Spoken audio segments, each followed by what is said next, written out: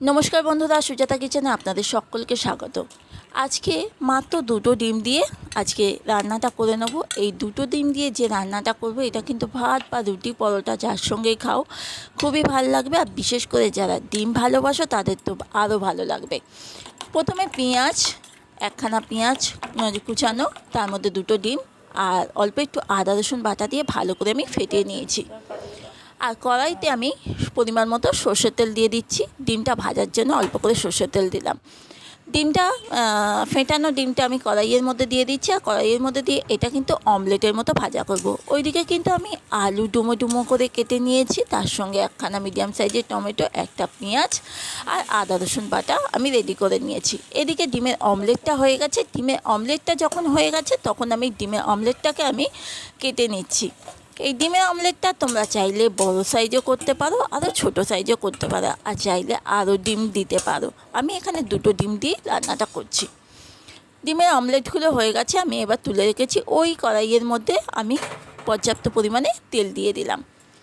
এবার ওই তেলের মধ্যেই আমি এখানে পেঁয়াজ দিয়ে দিচ্ছি, আর পেঁয়াজের সঙ্গে সঙ্গেই কিন্তু আজকে আলুটা দিয়ে দিচ্ছি। অতএব আলু আর পেঁয়াজটা একসঙ্গেই কিন্তু ভাজা ভাজা করব। আলু পেঁয়াজটা মিডিয়াম টু লো ফ্লেমে একটু যতক্ষণ পর্যন্ত বাদামি না হবে ততক্ষণ পর্যন্ত আলু আর পেঁয়াজটা কিন্তু একটু নেড়ে ভেজে নিতে হবে।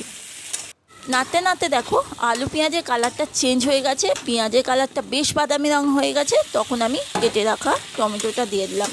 আমি একটা মিডিয়াম সাইজের টমেটো দিয়েছি, আর এখানে হলুদ, লঙ্কার গুঁড়ো আর পরিমাণ মতো লবণ আছে।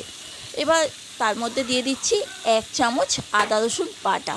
এবার দিয়ে ভালো করে কষাতে হবে যতক্ষণ পর্যন্ত কড়াই কষাতে কষাতে তেলটা না ছাড়ে। দেখো ভালো করে কষাতে কষাতে এই বেশ তেলটা ছেড়ে গেছে। আর তারপরেই আমি এর মধ্যে দিয়ে দেবো পরিমাণ মতো, দেখো তেলটা ছেড়ে গেছে, এর মধ্যে আমি দিয়ে দেবো পরিমাণ মতো জল। জলটা খুব বেশি দেবো না, কারণ এই রান্নাটায় বেশি জলের প্রয়োজন হয় না। বেশ একটু মাখা মাখা থাকবে আর একটু ঝোল ঝোল মিডিয়াম জল দিয়ে আমি এটাকে ঢাকা দিয়ে রেখে দেবো। এবার দেখো ঢাকা দিয়ে দিচ্ছি।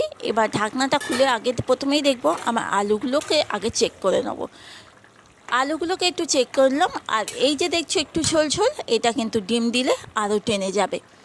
গরম মশলা, বেটে রাখা গরম মশলাটা আমি দিয়ে দিলাম।